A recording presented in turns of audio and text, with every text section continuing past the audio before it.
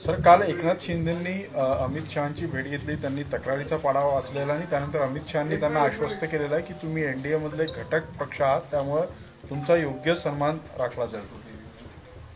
माननीय एकनाथ शिंदेजींची परवाच मी भेट घेतली होती. कुठलाही नाराजीचा सूर नाही आहे. काल माननीय अमित भाईकडे नगरविकास खातं आणि केंद्र सरकारच्या समन्वयाचे काही विषय आणि एनडीए म्हणून एक महत्त्वाचे नेते म्हणून त्यांनी भेट घेतली आणि आपली हीच एनडीएची परंपराच आहे की माननीय अमित भाई, माननीय प्रधानमंत्री मोदी सोबत आमचे एनडीएचे घटक नेते हे महिन्यात 2 महिन्यातनं 3 महिन्यातनं एकदा भेटत राहतात. त्यामुळं हा कपोलकल्पित या ठिकाणी बातमी केलेली आहे की एकनाथजी नाराज आहे, ते या ठिकाणी आमच्या पक्षाकडनं नाराज आहे. मला वाटतं की ह्या बातम्या अशा नुसत्या संभ्रम तयार करणाऱ्या आहेत. एकनाथजीचा खरा जो भेटण्याचा उद्दिष्ट होतं ते केवळ महाराष्ट्रामध्ये महायुती ही त्या ठिकाणी जसं विधानसभेमध्ये लोकसभेमध्ये महायुतीमध्ये महाराष्ट्र 51% मतांनी आम्ही जिंकला, तसा 2/3 बहुमताने महाराष्ट्र जिंकायला पाहिजे आणि आमची महायुती ही प्रचंड मजबूत राहिली पाहिजे. विकसित भारताचा संकल्प जो मोदीजींनी केला त्या संकल्पाला महायुती उभी राहिली पाहिजे आणि देवेंद्र फडणवीसजीच्या विकसित महाराष्ट्राच्या संकल्पाला मजबूतीने आपण समोर गेलं पाहिजे. एकनाथ शिंदेची ही भूमिका आहे. मित्र पक्षांच्या नेत्यांना पक्षप्रवेश देताना काय नियम आता महायुतीत ठरलेला आहे? कारण की ती एक किनार होती की आमदार नाराज होते शिंदे गटाचे, त्याच्यानंतर एकनाथ शिंदे यांचा दिल्ली दौरा, त्यामुळे ह्या सगळ्या कयास लावला जातो. नाही, मला असं वाटतं की आम्ही वरच्या सर्व नेतृत्वाने म्हणजे देवेंद्रजी, एकनाथजी आणि अजितदादा आणि मी सुद्धा समन्वय समितीत आहे एनडीएच्या, त्या समिती हे ठरलं आहे की कुणाचाही पक्षप्रवेश करायचा नाही. पण लोकल लेवलला जेव्हा तिकीट मिळत नाही, आमचे लोक लढतात, मग त्यांना ऑप्शन आहे एकनाथ शिंदेजीकडे जाण्याचा. आता कामठी विधानसभेमध्ये किमान 10 आमचे चांगले चांगले पदाधिकारी एकनाथ शिंदेजीकडे गेले, तिकडे धनुष्यबाण घेतलं. तर आता त्यांना तिकीट मिळालं नाही. 8-8, 10-10 वर्षापासून ते वाट पाहतात आहे. त्यामुळं काही लोक एकनाथ शिंदेकडे, एकनाथ शिंदेजी काही लोक भाजपकडे, दोघांची राष्ट्रवादीकडे. त्यामुळं थोडा उडाउडी चालू आहे नगरपालिकेच्या निवडणुकी संदर्भाने. तर म्हणून काही या ठिकाणी महायुतीत गडबड झाली आहे, राज्य स्तरावर गडबड झाली आहे असं काही नाही आहे. लोकल स्तरावर मात्र काही ठिकाणी उड्या मारलेल्या आहे. आता निवडणुकीनंतर ते बघू. आता तर त्यांनी एबी फॉर्म घेतलेले आहे, त्यामुळं प्रत्येक पक्षात झालेला आहे. काही राष्ट्रवादीचे लोक भाजपमध्ये आले, भाजपचे एकनाथजीकडे गेले, एकनाथजीचे भाजपकडे आले. त्यामुळं हे काही तिन्ही पक्षात झालं आहे. त्यामुळे मला असं वाटतं की याच्यामध्ये काही महायुतीमध्ये गडबड नाही. डोंबिवलीमध्ये जो पक्षप्रवेश झाला त्यामुळे रवींद्र चव्हाण यांच्यावर एकनाथ शिंदे नाराज असल्याची माहिती आहे, त्याचीच तक्रार केल्याची माहिती आहे. नाही, डोंबिवलीचाही पक्षप्रवेश असाच झाला आहे की ज्या ठिकाणी एकनाथजीकडे सीट मिळत नाही असं दिसतं किंवा भाजपकडे सीट मिळत नाही असं दिसतं, त्यावेळी निवडणुकीच्या पूर्वीच त्या ठिकाणी उड्या मारण्याचं काम चालू होतं. काही ठिकाणी आता एखादा कार्यकर्ता पक्षात यायलाच तयार आहे. शेवटी प्रत्येकाचा पक्ष आहे.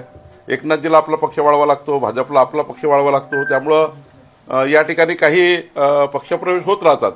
पण पक्षप्रवेशामुळे एकनाथजी नाराज होतील आणि ते अमित भाईकडे जातील हे काही खरं नाही आहे. पक्षप्रवेशाबद्दल माझ्याशी, देवेंद्रजीशी आम्ही समन्वय करतो की बाबा बैठकीमध्ये आमचा समन्वय होतो. पण एवढ्या कारणाने काही ते अमित भाईकडे जातील. अमित भाईकडे जाताना महाराष्ट्राची महायुती, देशातलं सरकार, महाराष्ट्राचं सरकार, डबल इंजिन सरकार महाराष्ट्राच्या विकासाकरता कसं काम करेल आणि एनडीएचे नेते म्हणून प्रत्येक 2-3 महिन्यातनं माननीय एकनाथजी अमित भाईकडे जात असतात, माननीय प्रधानमंत्री मोदीजीकडे जात असतात, सर्व एनडीएचे घटक पक्ष जात असतात. मला वाटतं याच्यामध्ये ही केवळ त्या ठिकाणी एनडीएची नेता म्हणून भेट असावी असं मला वाटतं. आरक्षणाचा वाद सर्वोच्च न्यायालयात आहे, सुनावणी आहे मंगळवारी. तुम्ही मध्यंतरी मध्यस्थी याचिका सुद्धा दाखल केली होती. निवडणुकाच स्थगित होती की काय असं संभ्रम निर्माण झालेला आहे? या सगळ्या सर्वोच्च न्यायालयाने सवाल विचारलेला आहे की स्थानिक स्वराज्य संस्थांच्या निवडणूक प्रक्रिया पुढे का ढकलत नाही? मला असं वाटतं की जो काही सुप्रीम कोर्टाचा निकाल आला 31 जानेवारीपर्यंत सर्व निवडणुका घ्यायच्या आहे. आता निवडणूक आयोगाने राज्य सरकारने जे काही आरक्षण दिलं आहे ते आरक्षण हे 27% ओबीसी आणि सर्व मिळून आरक्षण दिलं आहे. ओबीसीचं 27% आरक्षण कायम राहिलं पाहिजे, ही कायम भूमिका देवेंद्र फडणवीसजींच्या आणि आमची सर्वांची आहे, एनडीएची आहे, महायुतीची आहे. त्यामुळे 27% ओबीसी आरक्षणाला धक्का लागू नये हीच मांडणी आमची सुप्रीम कोर्टामध्ये आहे. आणि मला वाटतं माननीय सुप्रीम कोर्टाने जसं 31 जानेवारीच्या आत निवडणुका घ्यायला सांगितल्या त्याच पद्धतीवर जे 27% ओबीसी आरक्षणही सुप्रीम कोर्ट कायम ठेवल असा मला विश्वास आहे. काँग्रेसचे लोक आलेले आहेत. 10वी शिकणाऱ्या एका विद्यार्थ्यांनी शिक्षकाच्या जाचाला कटळून रेल्वे प्लॅटफॉर्मवर जे आहे ते आत्महत्या केली आणि त्यांनी न्यायाची आहे ती मागणी एका पत्रातून केली. सांगलीतील विद्यार्थ्यांनी दिल्लीमध्ये त्याची कारवाई केंद्र सरकारचे आमचे रेल्वे मंत्री असतील, केंद्रातले आमचे सरकार असेल आणि आमचे या ठिकाणी राज्य सरकारही असेल, कोऑर्डिनेट करून त्या ठिकाणी कारवाई होईल. राजेंद्र मुठे पुणे जमीन घोटाळा प्रकरणी राजेंद्र मुठे समितीचा जो अहवाल आहे त्यात स्पष्टपणे 2-3 गोष्टी म्हटलेल्या आहे की इथं मुद्रांक शुल्क 34चं उल्लंघन झालं आहे, मुद्रांक अधिनियम 34चं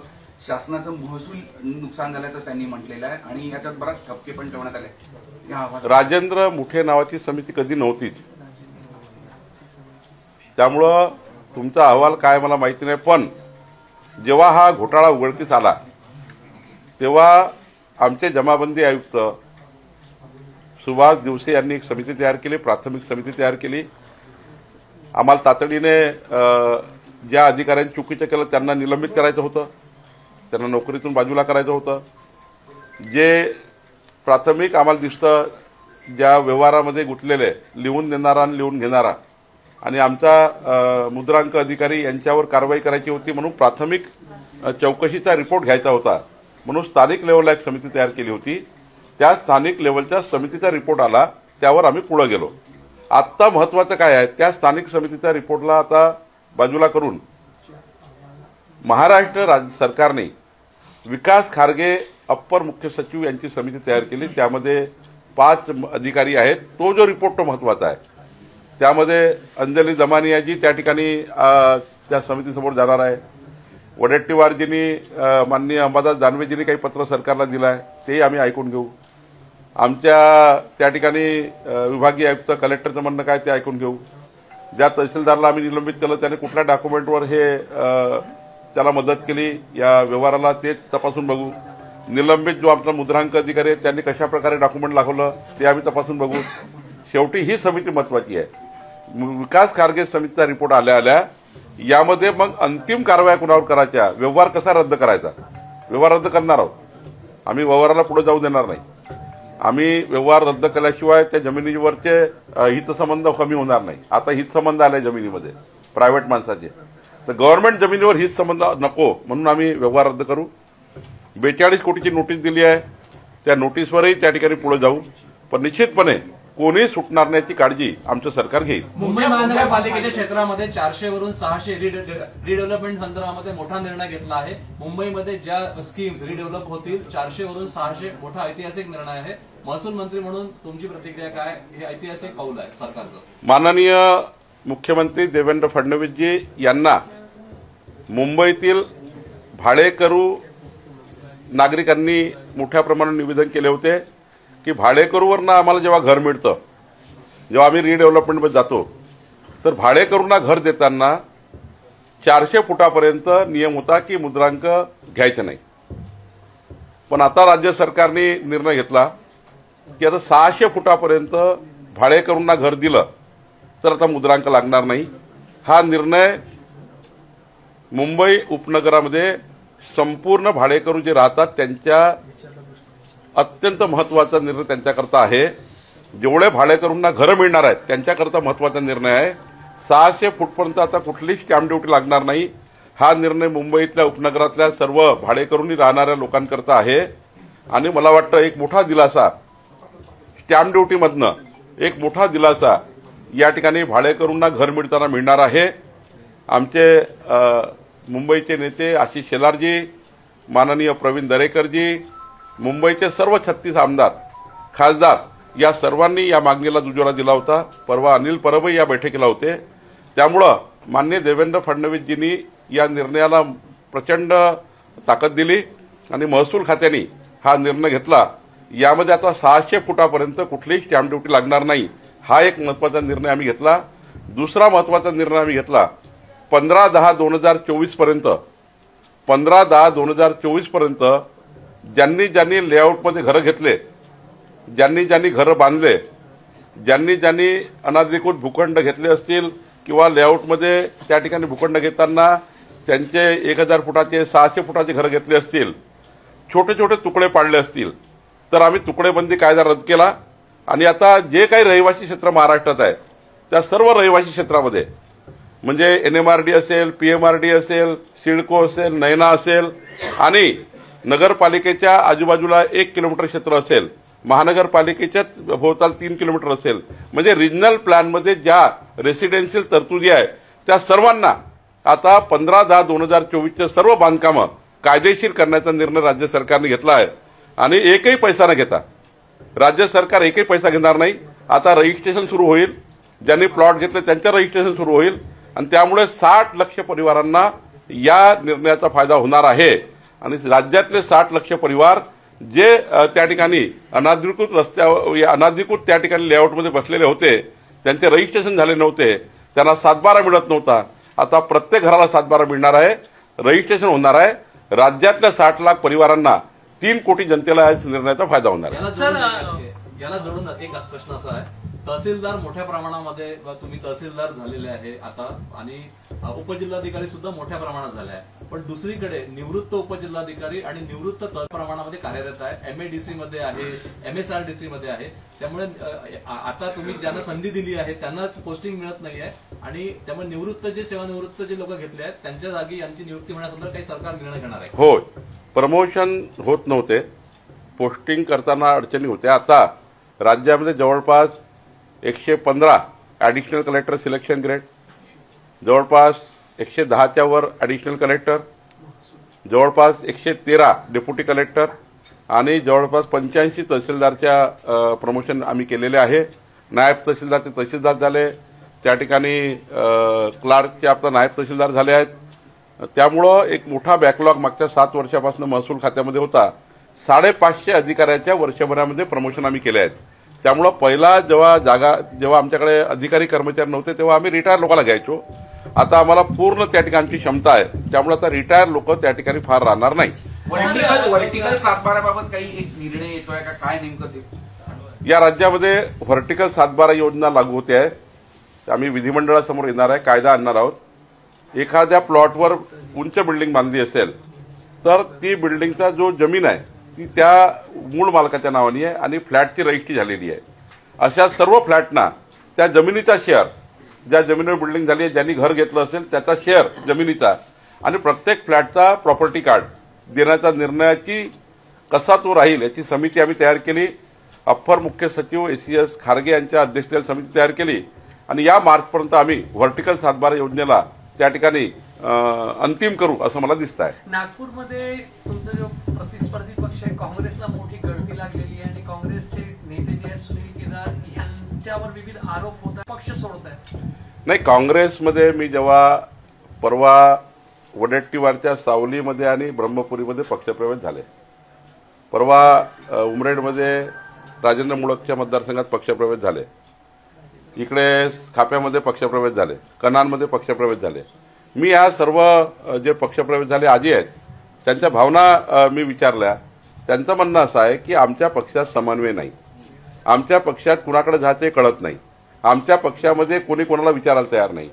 काही तर लोक असे म्हटले वडेट्टीवार नाना पटोलेचं तोंड पाहायला तयार नाही, नाना पटोले वडेट्टीवारचं तोंड पाहायला तयार नाही, दोघंही म्हणून सुनील केदार साहेबाला कोणी विचारत नाही, तिघंही म्हणून यशोमतीताईला कोणी विचारत नाही, चौघंही म्हणून सपकाळला कोणी विचारत नाही आणि पाचही म्हणून राहुल गांधीला कोणी विचारत नाही. त्यामुळे त्यांची परिस्थिती वाईट झाली आहे. त्यामुळे हा जो असमन्वय आहे पक्षामध्ये, जे काही त्यांची दरी पडलेली आहे, कार्यकर्ता संभ्रमात आहे. म्हणून कार्यकर्ता एक संघ मजबूत भाजपमध्ये पक्षप्रवेश करते आहे. या ठिकाणी आमच्या पक्षामध्ये कार्यकर्त्याला प्रोटेक्शन आहे, कार्यकर्त्याला बोलता येतं, कार्यकर्त्याला चर्चा करता येतं. काँग्रेस पार्टीमध्ये कुणाकडे जाऊ हा प्रॉब्लेम आहे आणि त्यामुळं भाजपामध्ये पक्षप्रवेश होतात आहे. मी आपल्याला जबाबदारी सांगतो, 2029 मध्ये महाराष्ट्रामध्ये सर्वात छोटी पार्टी काँग्रेस राहील अशी परिस्थिती काँग्रेसची आहे. मुंबई महापालिकेची निवडणुकीची जबाबदारी अजितदादांकडे भाजपमध्ये नाराजी असल्याचं शेलार यांनी ती नाराजी, त्यांच्या पक्षातला निर्णय काय करायचा त्यांचा अधिकार आहे. त्यांनी कोणाला जबाबदारी द्यायची त्यांना आम्ही डिक्टेट करू शकत नाही. पण जे काही नवाब मलिकांना अजितदादांनी त्यांच्या पक्षात घेतलं आहे त्यांच्यावर असलेले आरोप प्रत्यारोप विचारात करून किंवा जे काही त्यांच्यावर गुन्हे दाखल झाले याचा विचार करून अजितदादा योग्य निर्णय घेतील. पण त्यांच्या पक्षाचा निर्णय घ्यायचा अधिकार त्यांना, आम्ही त्यांना डिक्टेट करू शकत नाही.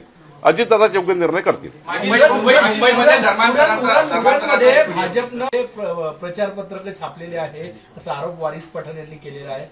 मोदींचा फोटो त्यावर आहे, देवेंद्रजींचा फोटो त्यावर आहे, उर्दूत आहे प्रचार पत्रक उरण नगर परिषद. कधी कधी जो मुस्लिम उमेदवार आम्ही उभा करतो, आता खरबीमध्ये मुस्लिम उमेदवार उभा केला, तो आपल्या धर्मामध्ये मुस्लिम समाजामध्ये प्रत्येकाला समजलं पाहिजे मी उमेदवार आहे, मी कमळाचा उमेदवार आहे. याकरता स्थानिक लेवलला तिथला जो उभा असलेला उमेदवार काही पत्रकं आपल्या मुस्लिम भाषेमध्ये उर्दू भाषेत छापतो.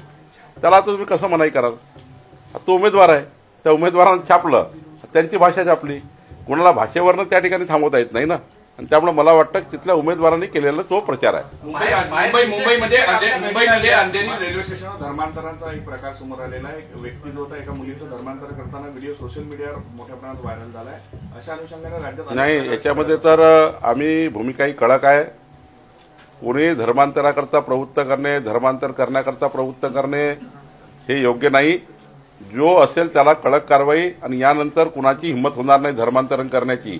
यातही त्या ठिकाणी आम्ही पाऊल कडक आहे, आणि याकरता तुम्हाला मार्चच्या अधिवेशनात दिसेल की आम्ही या ठिकाणी कडक पाऊल घेतलेलं आहे. बाहेर मोठ्या संख्येने शिक्षक आपल्या भेटीसाठी आले. मागील 9 महिन्यापासून त्यांचा पगार थकीत आहे. नाही, मी त्यांच्याशी चर्चा करणार आहे. त्यांचं निवेदन घेऊन मंत्री महोदयाशी बोलणार आहे.